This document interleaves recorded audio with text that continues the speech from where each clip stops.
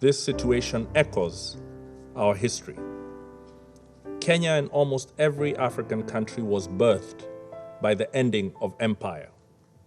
Our borders were not of our own drawing.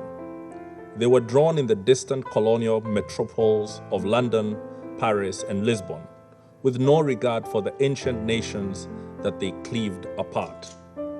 Today, across the border of every single African country live our countrymen with whom we share deep historical, cultural, and linguistic bonds. At independence, had we chosen to pursue states on the basis of ethnic, racial, or religious homogeneity, we would still be waging bloody wars these many decades later. Instead, we agreed that we would settle for the borders that we inherited, but we would still pursue continental political, economic, and legal integration. Rather than form nations that looked ever backwards into history with a dangerous nostalgia, we chose to look forward to a greatness none of our many nations and peoples had ever known.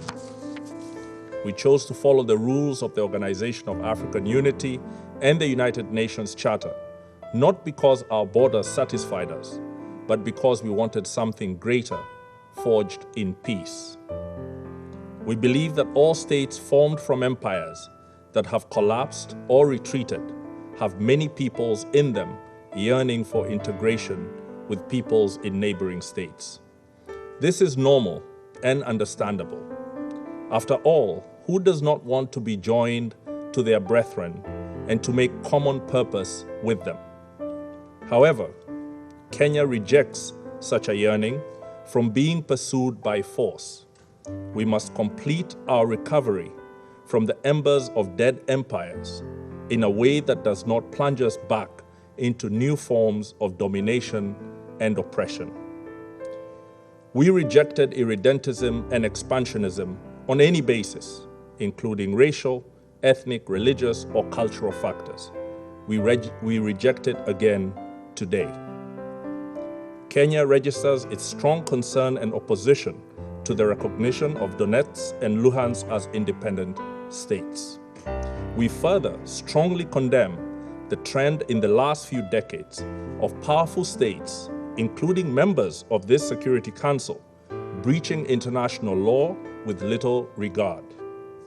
Multilateralism lies on its deathbed tonight. It has been assaulted today as it has been by other powerful states in the recent past. We call on all members to rally behind the Secretary General in asking him to rally us all to the standard that defends multilateralism. We also call on him to bring his good offices to bear to help the concerned parties resolve this situation by peaceful means.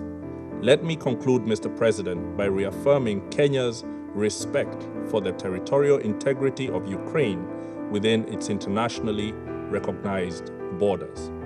Thank you.